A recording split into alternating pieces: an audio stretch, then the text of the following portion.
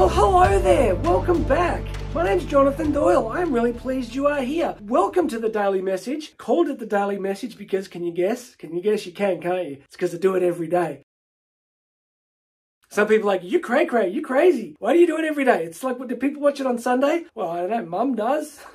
I usually put my cavoodle in front of the screen and he watches it. So that's two people I'm influencing. I love doing this every day. I love staying on task. I love bringing the energy. I'm honored that you're here. I hope this will be a blessing to you. All I ask is that you subscribe to the channel. Hit that subscribe button, hit the notification bell. The notification bell means that I personally come around to your house, knock on the door and tell you the episode's ready. It's exhausting, but that's how much I care about you.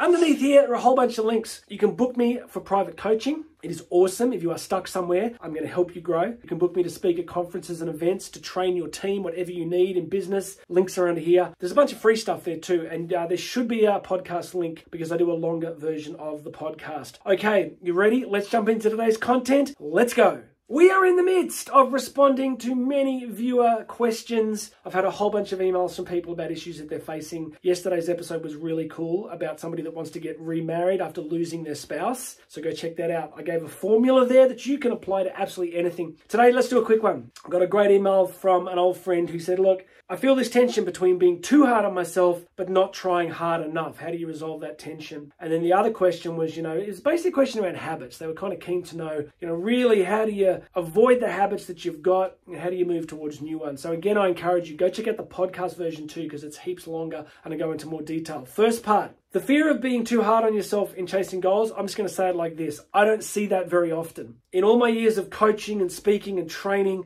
I don't tend to see the problem of too much effort being the problem. It's pretty rare. I would humbly say that most people, they've all moved to the beautiful tropical place. It's called Someday I'll. You ever heard of Someday I'll? It's like, someday I'll lose the weight. Someday I'll start that business. Someday I'll start jogging, right? They spend the rest of their life on someday I'll. I don't see it being a huge problem. How do you know if you're being too hard on yourself in chasing something? I would give you this filter. If you're being too hard on yourself, it will have a negative effect on your physical health, or a negative effect long-term on your mental health, and specifically a negative impact on the people you care about. So a classic example would be overtraining. If you train so hard without enough rest, you get injury, you plateau in results, you often get depressed if you train extremely hard for long periods of time. And obviously your relationships are impacted because you're exhausted all the time and you're not with people as much. So that could be one example, but in general, I just want to say to everybody, I don't think too many of us are going to have the problem of doing too much. If you have that problem, book some coaching, we'll sort that out. But in general, I just think you have to make a choice in life. That's what I honestly think. You're either going to bring your A game and work hard and go after life, or you're not. That's how I see it. I genuinely think that the vast majority of people, if I be honest with you right now, the vast majority of people are going to do what the American metaphysical writer Henry David Thoreau said is to lead lives of quiet desperation.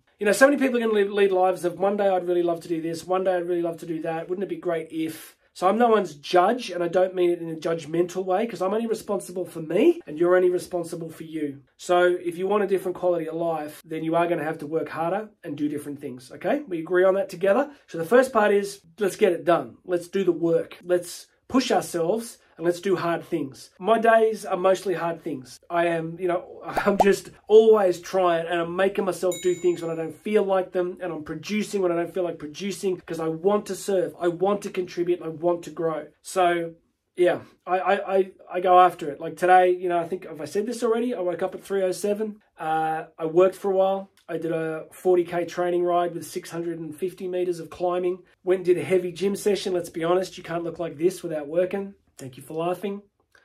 And race back and into the studio now. So yeah, if you want different results, you got to work pretty hard. All right, second thing, just quickly, was really that broad question around habits. How do we change them? I just want to give you one filter today. I'm not going to do the full habits breakdown. I've done a lot of videos on that and I'll do more. I want to offer you all this filter, and it's simply this. Real habit change will always be around the area of identity.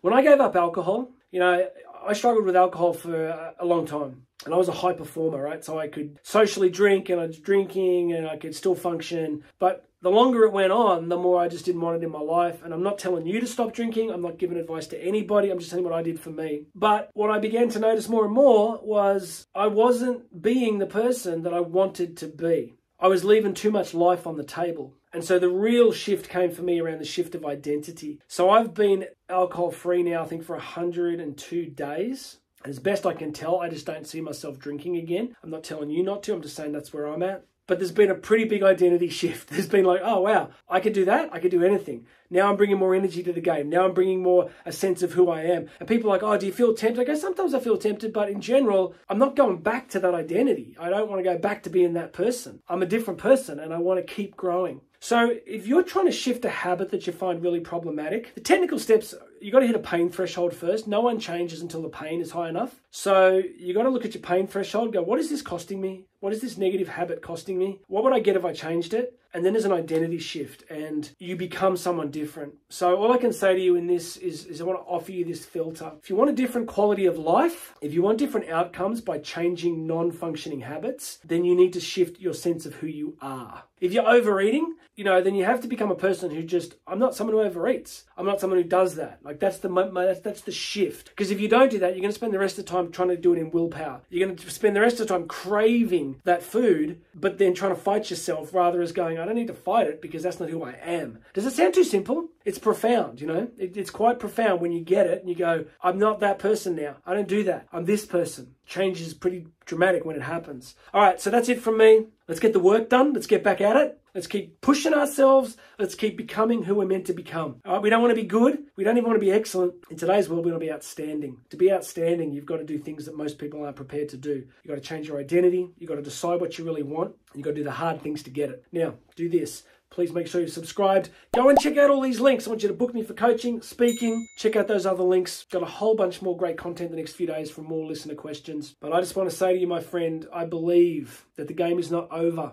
I believe that there is way more in you than you currently realize. And shifting the habits that are holding you back will begin the moment you start stepping into that real identity. Maybe you've been playing small for way too long. Maybe you've been feeling trapped for way too long. Well, I'm here to tell you there's a different identity and it's time to get it done. My name's Jonathan Doyle. This is the Daily Message. You and I are going to talk again tomorrow.